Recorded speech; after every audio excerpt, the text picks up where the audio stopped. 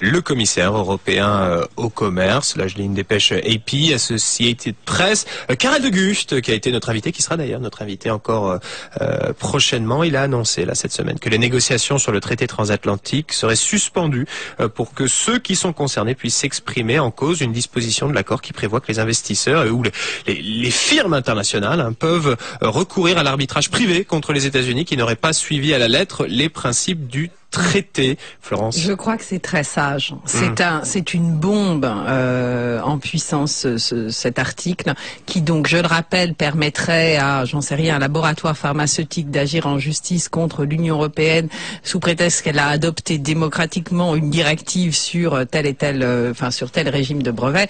Je crois que c'est pas acceptable. On peut pas laisser.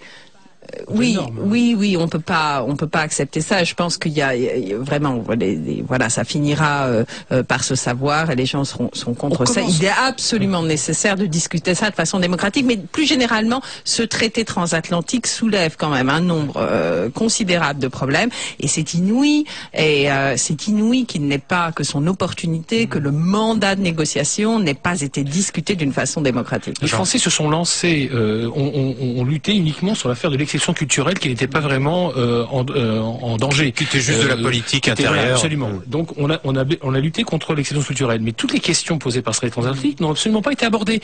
Et la Commission nous a poussé à marche forcée. Et là, c'est vrai qu'il y a un problème dans la négociation d'un traité qui pose de vrais problèmes, puisqu'il s'agit en fait d'harmoniser nos normes, nos lois, de protection, par exemple en matière environnementale, de protection en matière, même y compris sociale, de sécurité, etc.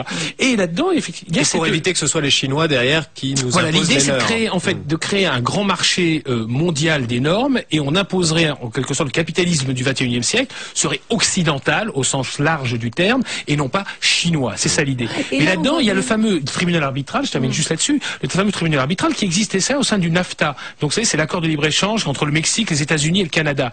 Et aujourd'hui, par exemple, les Canadiens commencent à toucher du doigt la réalité de ce traité.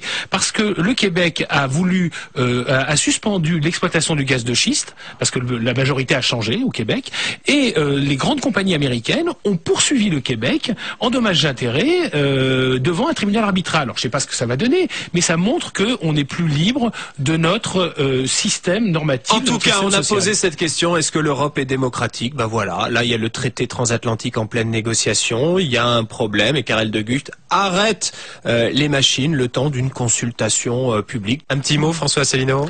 Oui, on touche ici du doigt un problème que j'ai vaguement évoqué tout à l'heure, mais j'avais pas beaucoup le temps de l'exposer. C'est que les européistes ne parlent jamais du rôle des États-Unis dans la construction européenne. Et là, nous en avons une preuve nous en avons la preuve exacte. L'Amérique à Bruxelles, Florence Autray, aux éditions. Nous en avons, le seuil. Nous en avons la preuve qui est le rôle constant qu'ont joué les États-Unis depuis la construction européenne, depuis la déclaration Schuman. Voilà. Et là, nous avons ici, là, nous avons affaire. Non, mais c'est pas simpliste du tout. Nous avons ce grand marché transatlantique est en fait la préfiguration de ce que cherchent les think tanks américains, c'est-à-dire le choc des civilisations défini par Samuel Huntington. François Asselineau, fondateur et président de l'Union populaire républicaine. Merci à vous d'être venu à Bruxelles pour participer à cette émission. Merci Richard Loup, fondateur et président de Stand Up for the United States of Europe. Laurence Autrey, la Tribune et la GFI, Fred Coder, les spin docteurs du Parti libéral belge et Jean Quatremer, Libération et le bloc coulisses de Bruxelles.